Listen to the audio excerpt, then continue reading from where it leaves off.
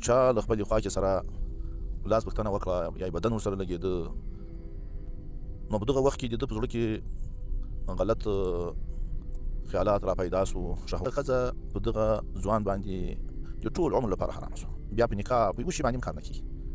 یوه مسله چې بیخي ډېره ضروري ده، او دا به مسلمانانو ورونو تاسې هر یو خصوصا علماء کرام، دا طالبان ملګري، عام مسلمانان بیخي ډېر خلکو ته بې رسوي او دا به پې پوه کوئ. یو چې مسله ده ډېره ضروري ده چې نکاح ته یو مخ ډېر تاوان کړي، هغه دا ده دا د موږ تاسې په جامعه کې د زوم له خواکې سره تعلق ده. دا بعضې داسې تعلقات دي چې دا یو مخ نکاح د ټول عمر لپاره ختموي، او دغه رقم د خسر تعلق دا د خپل نګوره سره. د موږ مذهب دا ده په دې مسله ځوانانو ښه ځان پوه کړئ او تر ډېرو یې ورسوئ. که یو چا له خپلې خواکې سره لاس پوښتنه وکړه یا یې بدن ورسره لګېده،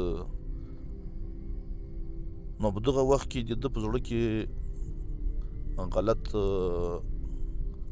خیالات را پیدا سو، شهوت یې ډېره حیا دي دا وپارېده. دا خپله ښځه په دغه ځوان باندې د ټول عمر لپاره حرامه سوه. بیا په نکاح په یوه شي باندې هم کار نه کېږي.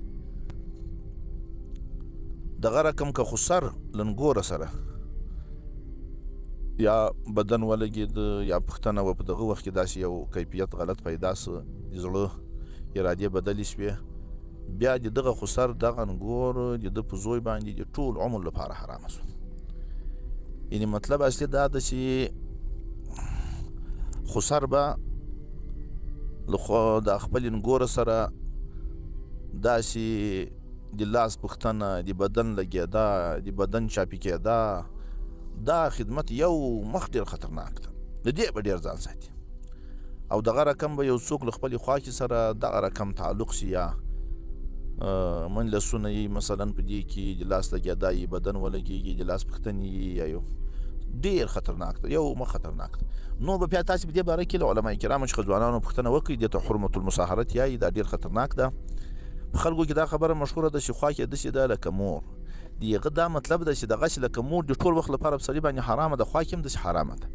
نو دا مطلب نه ده چې ته به د مور په رقم باندې مثلا اتې لاس ورکوې، بدن به دې لګېږي یا به دا شیان نسته، دا قطعا دا یو مخ نکاح په دغه ساعت باندې در بدره کوي. نو له دې سره ډېر پام پکار ده،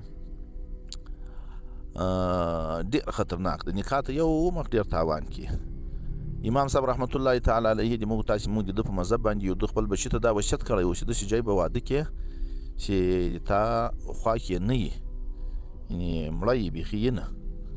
نو له دې شي سره مسلمانانو ډېر پام پکار ده، او دا خلک په دغه کې داسې ډېره بې احتیاطي کې الله جل جلاله دې موږ تاسې ټولو ته توفیق راکړي.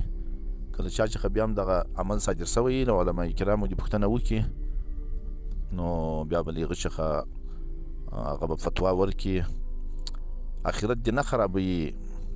پوښتنه په دې باره کې بیا وکړئ کله چا څخه یوه غلطي سوي. نو له دغه ایسته سخته ډېر احتیاط، بلکې دا کتابونه لیکلي دي که دا خوا کې ډېره زړه یې دي، سپین ساري یې، له هغه سره باید ډېر احتیاط وشي. نو کله کله سړی پوښتنه ورسره کوي، به دا د خولې پوښتنه دغسې اتي کفایت کوي.